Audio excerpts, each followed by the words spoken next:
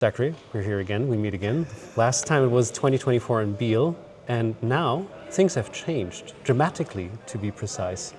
You're very, very well prepared as the FIDE press. What is it called, FIDE press? Yeah, it's like FIDE press officer, but whatever. I think also I'm a presenter on my card. So it's like one of a bunch of different titles. You're doing a couple of things here, let's say it like that. Now, the first time I noticed this, because I didn't even know, was from your YouTube channel, which is still growing rapidly and having a lot of views. And I think it was, the title was, I'm leaving YouTube. I quit YouTube. As some of my haters recently suggested, it is far time for me to quit YouTube and settle down and get a real job. And you mentioned in the video, for all the haters, this is, I'm gone now. Did I miss some backstory or lore about who did you mean by the haters? It's funny, I posted a video of a training session that I did. I like to post these shorts of like a 2-hour training session that I did, and it's sped up and it's quite like visually entertaining. And on that video, people were just like, get a job, when is he gonna get a job? And it was getting I was getting a lot of hate for like something completely innocuous and like quite innocent. Okay. So I was like, when I took this role, this like gig that's very temporary, I was like, why not spin that angle on the video? I feel like that would be fun. And so I did. So it was quite fun. So first of all, how did you get this role? Yeah. I would say it's a lot of luck.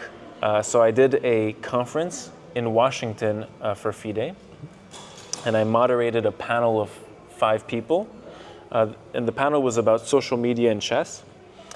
And yeah, moderating a panel for an hour and a half is very tough. You have to be very well prepared. You have to engage a conversation that's dying. You have to like put more fuel in the fire when it's running out.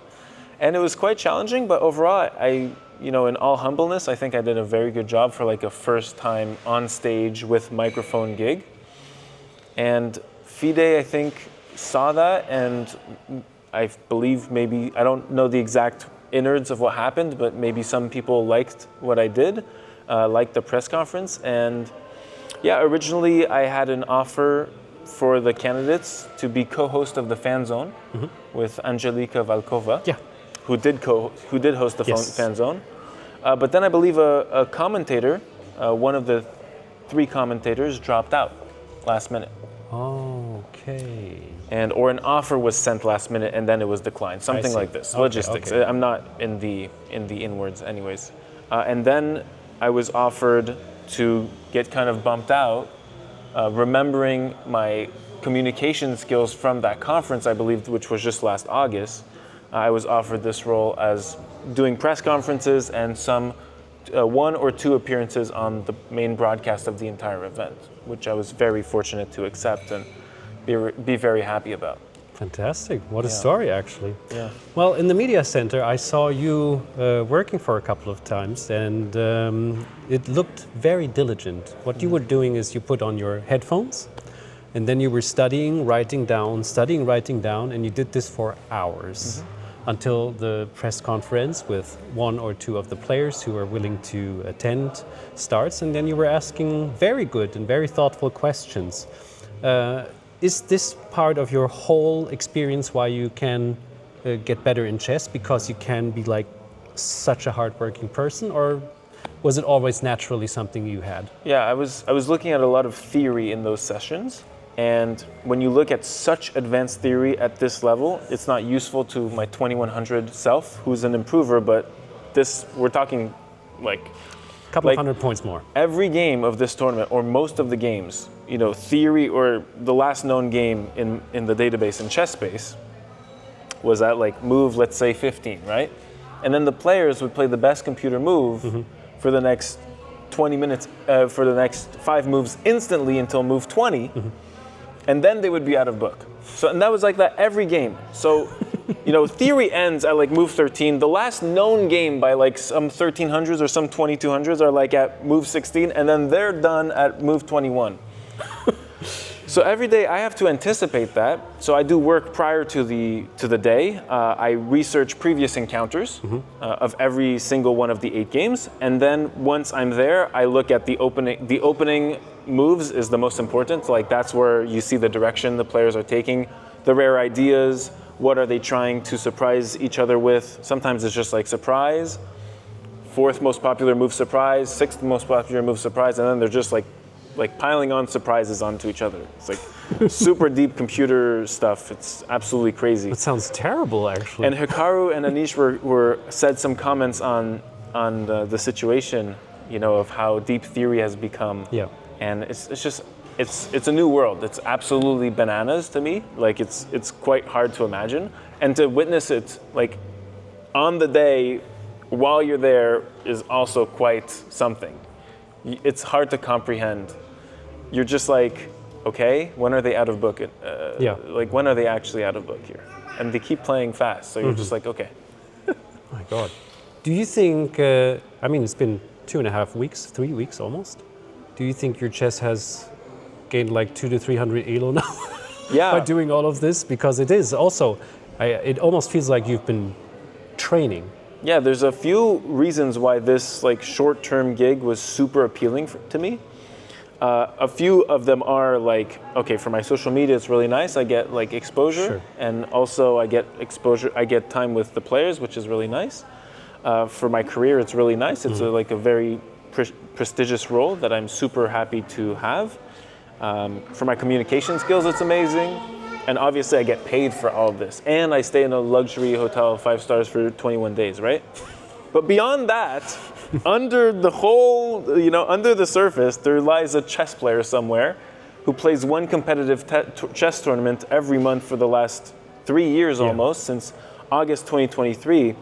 When I met you in Biel in 2024, I was playing the tournament. And I'm a super competitive tournament. I have a tournament in 2 weeks after this. Oh. I have a training camp set for myself in Greece, and then I go to Italy to play my tournament, to get back into it. So I'm a super competitive chess player, and what that means is that I approach this tournament also as a chess player. So when I'm doing a press conference with Anish Giri and he's saying something, one moment, Anish blew my mind in his fantastic game against Fabiano Caruana. Yeah. He plays this pawn move, black pawn to b4, from b5 to b4.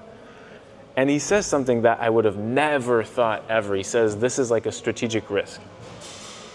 And I go, why? Like, I'm just so curious. And he goes, oh, because if we trade pieces, this pawn is weak. And this is like such deep thinking on such a high technical level that is so interesting to me as a player. Like 2100, you're strong, but you're far from knowing everything, and you have a long way to go still in the world of chess.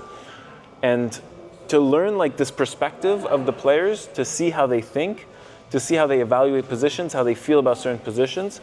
After 3 weeks, yes, I feel like it's done something to my chess. Not concretely, I haven't been calculating, but I've been observing theory. I've been observing how they move, their routines, and how they play and how they feel.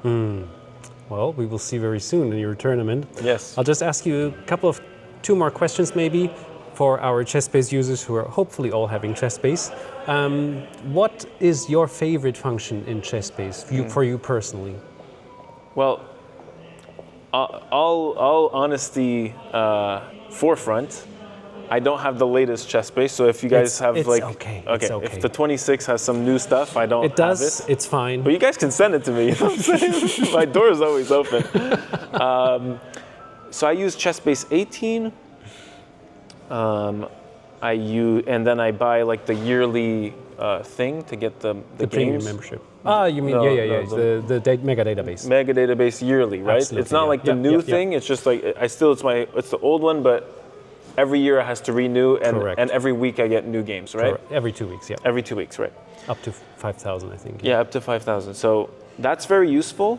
I have it's over 10 million games. It's very nice, and I renew it every month or so, and right before a tournament I usually renew it. And I've been using it almost all the time. I used ChessBase on MacBook via Parallels. Ooh, that is the. So I'm a MacBook user. Yeah.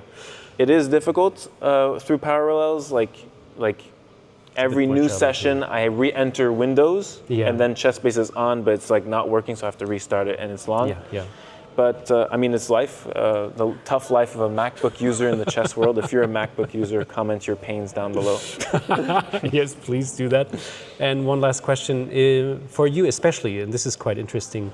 I remember you had 1800 at one point. I mean, you had even lower, but I remember when the YouTube channel blew off a bit higher. It was around 1800 something. And I was fascinated that you were still like, it was so much fun to watch your games. You went into the wilderness and we're Yes. talking about your chess games. And I thought like, this is so much fun to listen to you.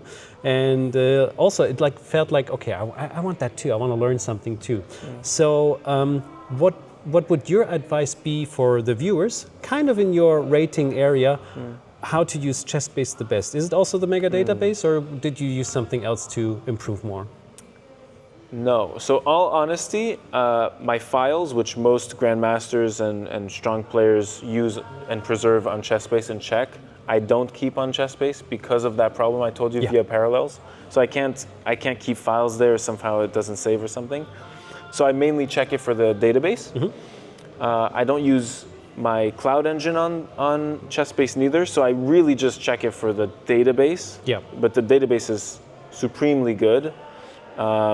Yeah, I would say the database. I love doing the games database to see fresh theory in the line I'm preparing, to see if it's fresh, if it's new.